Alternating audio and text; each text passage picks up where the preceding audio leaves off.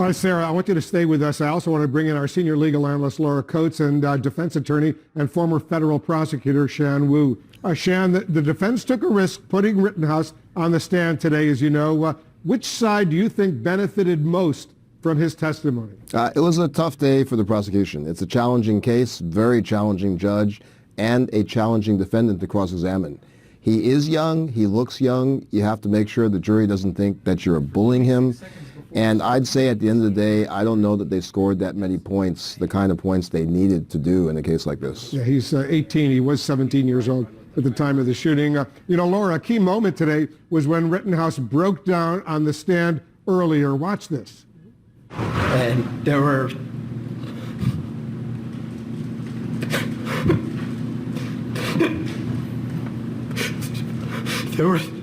three people right there. Take a deep breath, Kyle.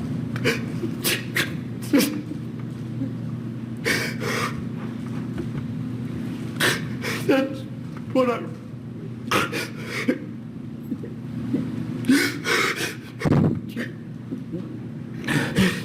run.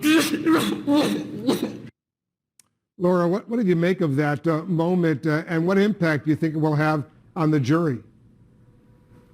Well, tears certainly garner sympathy of already sympathetic jurors. It can also persuade others to look at the defendant in a more sympathetic light.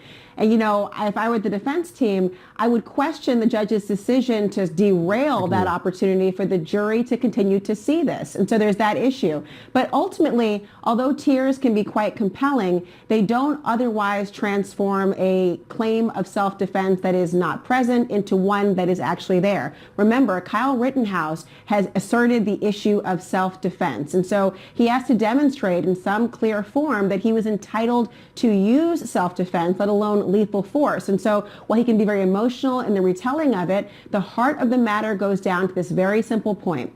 Were you entitled and justified in your belief that you could use self-defense or lethal force? And that is with respect, not just to the first victim, but for everyone thereafter. So his tears, while compelling, do not address the full heart of the matter of his defense. You know, Shan, as you know, there were several very tense moments between the judge, Bruce Schrader, and the prosecuting attorney. I want you to listen to some of them. Watch this. I was astonished when you began your examination by commenting on the defendant's post-arrest silence. That's basic law. It's been basic law in this country for 40 years, 50 years. I have no idea why you would do something like that. Before the Don't defense get testimony. brazen with me. You know very well that an attorney can't go into these types of areas when the judge has already ruled without asking outside the presence of the jury to do so. So don't give me that. I don't believe you. There better not be another incident. I'll take the motion under advisement.